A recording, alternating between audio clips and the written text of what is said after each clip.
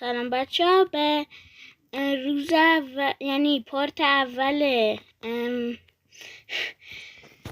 ویلیج بروزمون خوش اومدین. میخوایم بریم تا یه ویلیج خیلی بروز به نسبت یه ویلیج عادی بزرگتر درست کنیم.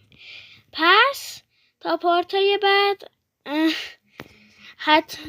پارتای بعدم حتما ببینیم، چون حس میکنم چیز باحالی بشه. برای همین برو بریم تا پارت اولش رو تا یه قسمتش رو بسازیم. خب اینم از خونمون که دو تا آیرون گولم گذاشتیم، یه ویلیجر آوردیم اینجا، 3 گوسفند آوردیم، یه مزرعه درست کردیم و اینجا یه خونه درست کردیم که اینطوریه.